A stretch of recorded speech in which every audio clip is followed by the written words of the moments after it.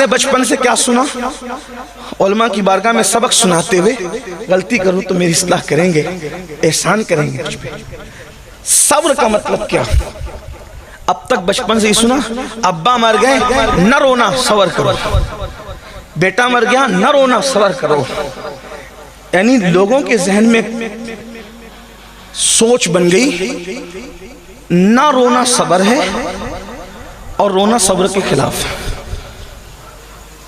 تو جو لوگ سخت دل لوگ ہیں یا جو لوگ محبتی سے آری ہے، جن پر رشتوں کو نبھانا بھاری ہے، جب کوئی مرتا ہے ان کی آنکھ میں کبھی آنسو نہیں آتے، تو کیا وہ صابر لوگ ہیں؟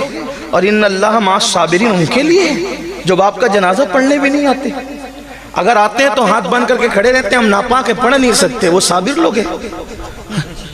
مولوی رو رہا ہے بیچارہ باپ کی میت پہ، کا یہ بے صبرہ ہے، اور شرابی آنکھیں تان کر کے کھڑا ہے، دیکھو کتنے صبر کے ساتھ کھڑا۔ وہ صبر کے ساتھ نہیں، وہ تو سوچا ہے بڈھا مر گیا اچھا ہوا تاکہ میرے راستے کی رکاوٹ گئی، باپ مرا اچھا ہوا تاکہ مجھے حصہ ملنا ہے۔ بڑی معذرت کے ساتھ رونا صبر کے خلاف نہیں، رونے سے رکنا صبر نہیں۔ اگر رونا صبر کے خلاف ہوتا اس حدیث کا جواب آپ کہاں سے لائیں گے کہ میت پر تو رسول اللہ خود بھی روئے ہیں، میت پر حضور خود بھی روئے ہیں، اور پوچھا گیا تو حضور نے فرمایا یہ صبر کے خلاف نہیں ہے، یہ تو نشانی محبت ہے۔ رونا بے صبری نہیں ہے، رونا تو محبت کی نشانی ہے۔ کہاں کہاں بتاؤں کہاں روئے؟ اماں خدیجہ کا جنازہ ہے، رو رہے ہیں۔ حضرت ابراہیم کو دفن کرنے رو رہے ہیں۔ حضرت ابراہیم کے موقع پر تو لوگوں نے پوچھ لیا یہ ابراہیم ابن محمد حضور علیہ السلام کے سب سے کم سن صاحبزادے، آخری صاحبزادے جو حضرت ماریہ قبطیہ سے پیدا ہوئے، ان کا وصال ہوا تو حضور دفن کرتے ہوئے رو رہے، خاموش آنسو جاری۔ حضور آپ نے تو منع کیا رونے سے، آپ رو رہے ہیں۔ فرمایا یہ رونا منع نہیں، یہ تو محبت کی نشانی ہے۔ کہ کوئی جدا ہو رہا ہے، کوئی دل کا پھل ٹوٹ رہا ہے، کسی کی گود خالی ہو رہی ہے، کسی کی گود اجڑ رہی ہے، کسی کے جانے سے تانے کا ذریعہ کچھ بن رہا ہے نا؟ تو یہ رونا صبر کے خلاف نہیں، محبت کی نشانی۔ حضور روئے، ماں خدیجہ کے جنازے پر روئے، حضرت ابراہیم کے وصال پر روئے، اسی طریقے سے حضرت حمزہ کے جنازے پر روئے، اسی طریقے سے حضرت اسود کے جنازے پر روئے، حضرت شہدائے احد کے جنازے پر روئے۔ حضور علیہ السلام آنکھوں سے آنسو جاری ہے، حتیٰ کہ بعد وصال بھی حضور امام حسین کی شہادت پر روئے، اٹھا کر کے سیاہ کو دیکھیں، دن بھر خون جمع کر رہے ہیں، آنکھ سے آنسو جاری ہے۔ حضرت ابن عباس نے جو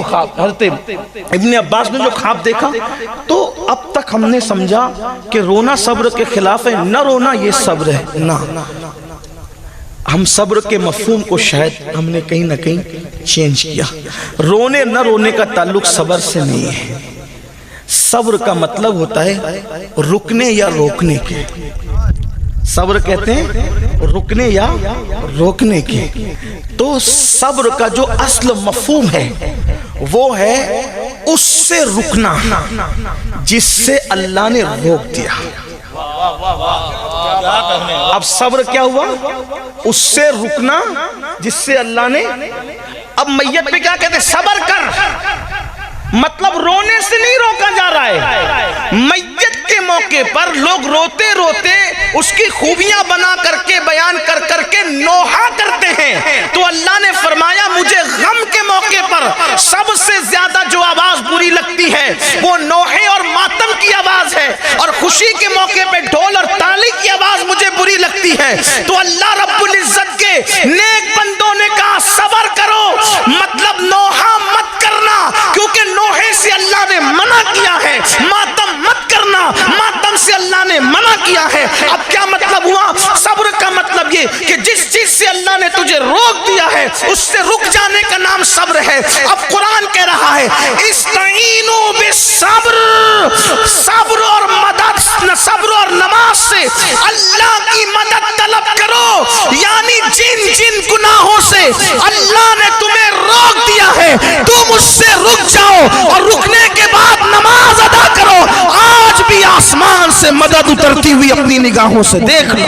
سبحان اللہ، سبحان اللہ۔ اب مدد کیوں نہیں آتی؟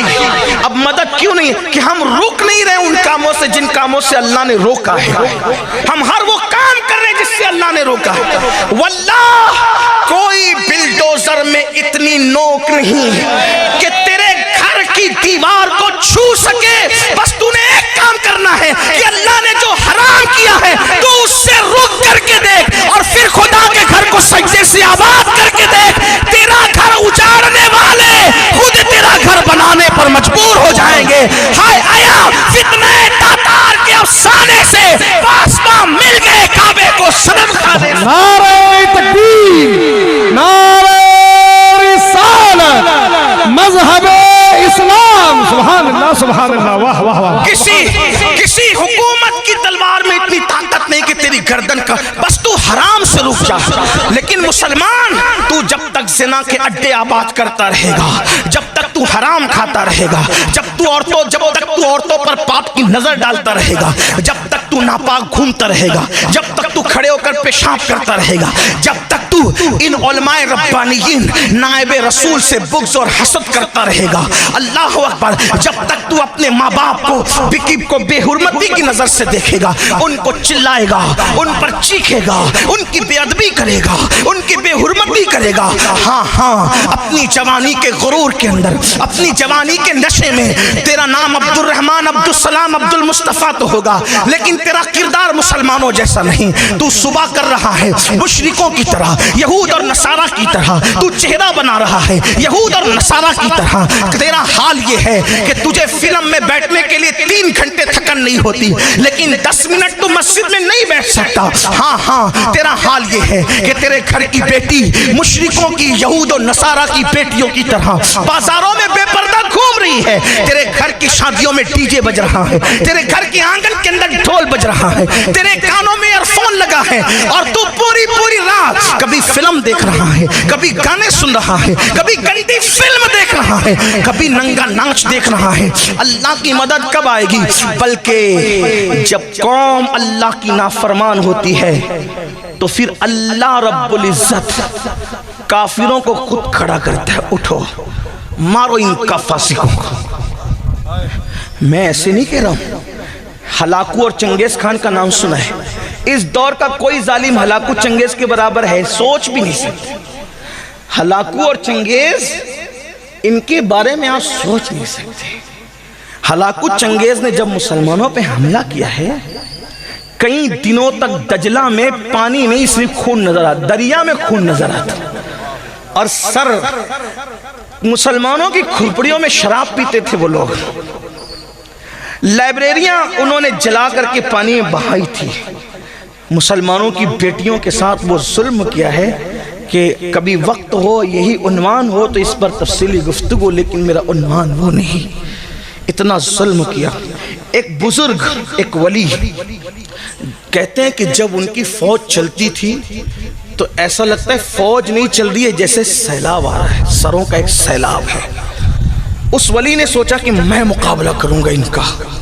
تو جب وہ مقابلے کے لیے گئے تو دیکھا کہ نہیں, میں مقابلہ نہیں کر سکتا. آپ ولی ہو کے نہیں کر سکتے؟ کہ ان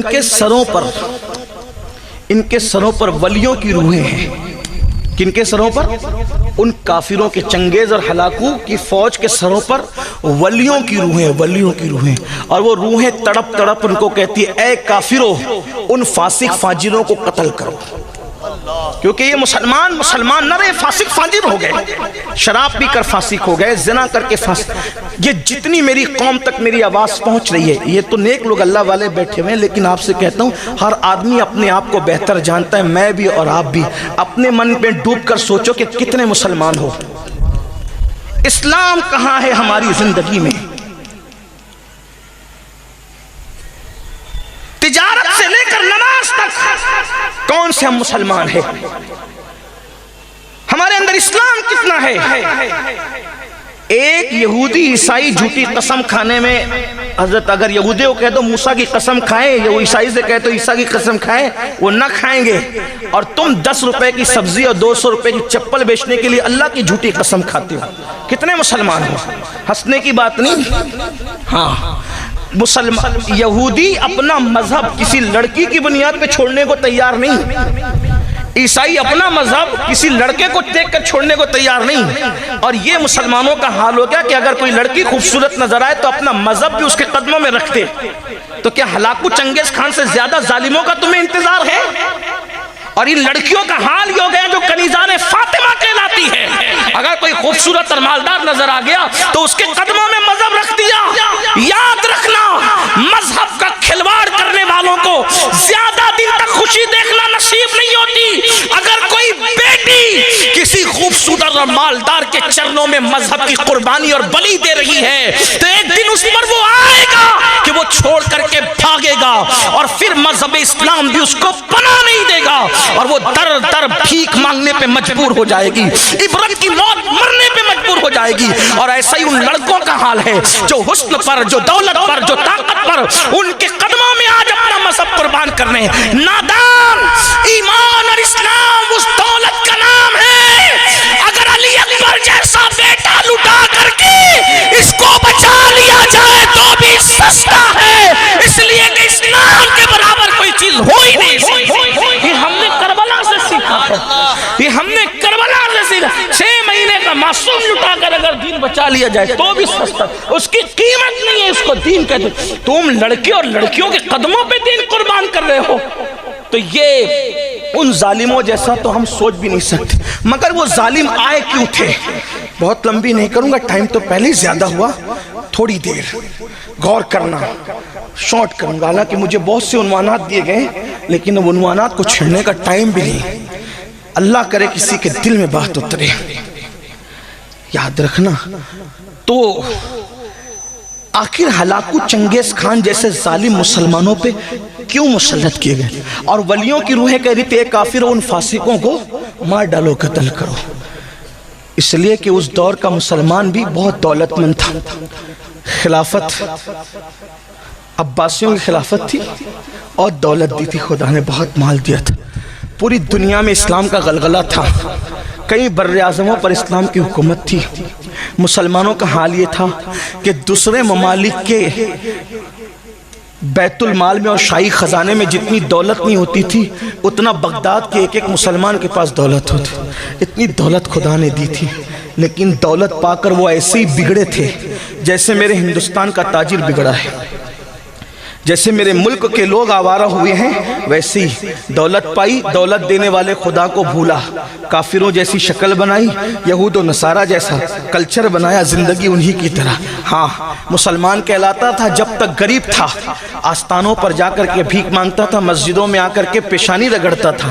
جب سے دولت ملی ہے دوسروں کے ساتھ اٹھنا بیٹھنا شروع کیا، اب چربی چڑھی ہے تو اسلام کا مذاق اڑا کے کہتا ہے یار یہ حلالہ کا تصور میرے سمجھ میں نہیں آتا، ذرا مولویوں کو سوچنا چاہیے۔ اور تو سوچے گا جس قانون کو میرے اللہ نے عطا کیا اس کے بارے میں تو سوچے گا، تیری اتنی اوقات ہے۔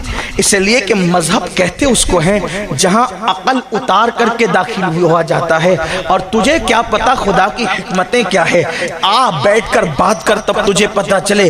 جو تیرے سماج میں رائج اسلام اس حلالے کی تائید نہیں کرتا جو حدیث میں وہ اتنا خوبصورت ہے، اگر اس کا کانسیپٹ پیش کر دیا جائے تو آج بھی چنگیزی اور ہلاکو کے دیوانے اسلام کے دامن میں پناہ لینے پر مجبور ہو جائے۔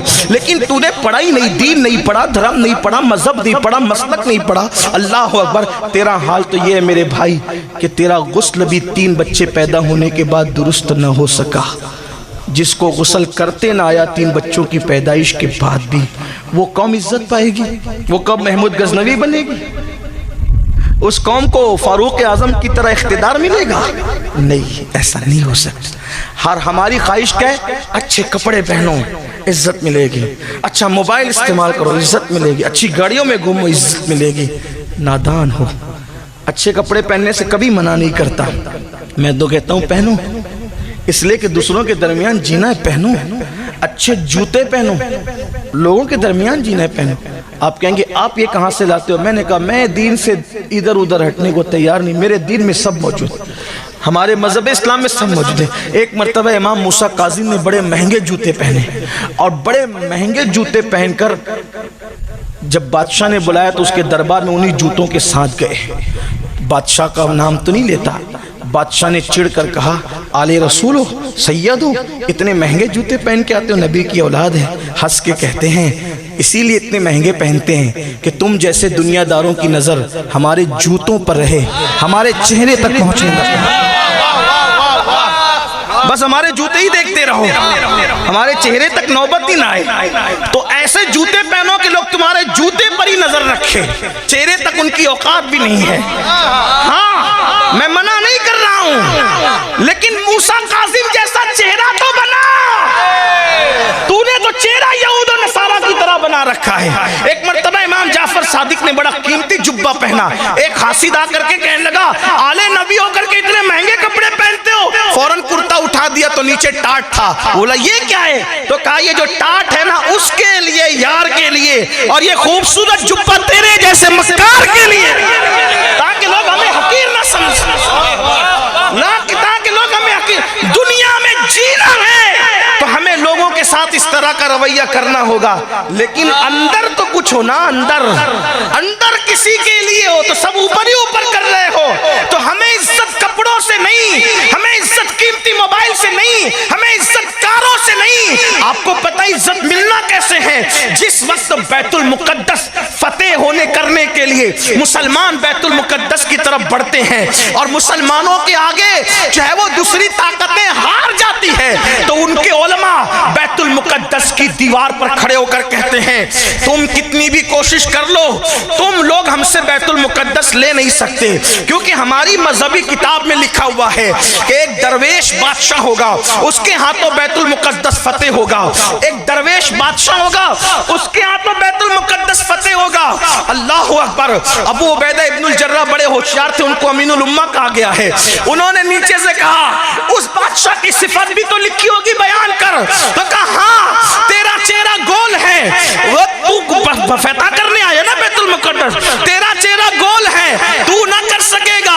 उसका चेहरा थोड़ा सा लंबा है, उसकी दाढ़ी बड़ी बड़ी पतली पतली सीने तक आई हुई है, उसका चेहरा सुर्ख है, उसके होंठ पतले पतले हैं, तेरे गाल ऊपर है, उसके गाल अंदर की तरफ है, और उसकी जो लुंगी है वो उसके टखने के ऊपर है, उसका लिबास इस तरह का है और वो इस तरह का और इस तरह का है। जैसे जैसे वो पढ़ता जा रहा था, अबू उबैदा मुस्कुराते जा रहे थे। उस बूढ़े राहिब ने कहा, मेरी बात पर तू हंसता क्यों है? तो फरमाया, तू जो सिफत बयान कर रहा है वो दरवेश बादशाह हमारे ही पास है, लेकिन वो बैतुल मुकद्दस में नहीं, वो मदीने मुनव्वरा में मौजूद है। सुभान अल्लाह। नारे तकबीर, नारे रिसालत। बुला उसको, अगर मैं देख लूंगा तो उसको बिन लड़े चाबी दे दूंगा। फिर अबू उबैदा खत लिखते, अमीरुल मोमिनीन जानशीन रसूल फारूक आजम सैयदना उमर इब्नुल खत्ताब गैसुल मुनाफिकीन इमामुल मुजाहिदीन इमामुल मुशाहिदीन फी रब्बिल आलमीन। अल्लाहु अकबर। मेरे नबी का जानशीन, मेरे नबी का परवरदा, मेरे नबी का तरबियत याफ्ता, जिसको रसूलुल्लाह ने साया सजाया, संवारा, निखारा और इतना बुलंद कर दिया कि आका फरमाते, मेरे बाद कोई नबी होता तो वो उमर इब्न खत्ताब होते।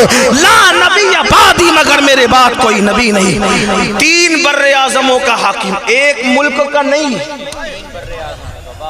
3 बर्रे आजमों के हाकिम को खत लिखा है, बैतुल मुकद्दस आना है। आज देख लो दुनिया के वजीरों को एक मुल्क से दूसरे मुल्क जाते तो कितना इतराते हैं, फिर भी हाल ये होता है कि लोग नजर उठाकर देखते भी नहीं। जिन लोगों को पता उनको पता है, मुंह तकते रहते लोग, ये औकात है और हम नए कपड़ों से जाएंगे, चार्टर फ्लाइट। मैं किसी एक मुल्क की बात नहीं कर रहा हूँ, ये दुनिया के सारे मुल्कों का, वरना कोई मुल्क का आदमी, पड़ोसी मुल्क का आदमी, अड़ोसी मुल्क का मुझ पे नाराज हो जाए कि आप हमारे मुल्क का। मैंने कहा हम तो जनरल बात कहते हैं, शराब के खिलाफ तकरीर करेंगे तो कोई शराबी उठ के लड़ेगा हमारे खिलाफ करे, हमें तो पता ही नहीं शराबी कौन है, हम तो अपनी बात करते हैं। तब ये चार्टर फ्लाइट जो चोरी चोरी चुपके चुपके लिए जा रहे हैं उनकी बात हो रही है। जो है वो है, जो कौम के पैसे चुरा कर रोजाना नए कपड़े पहन रहे, जो है सो है, हमें नहीं पता कौन है, हम तो जनरल बात करने के आदि करते रहेंगे। जिनकी बेइज्जतियां हो रहे हैं लोग तकते नहीं तकते उनकी तरफ, लेकिन आओ, जालिमों की इज्जत कहीं नहीं है, ना जमीन के ऊपर है ना जमीन के अंदर है।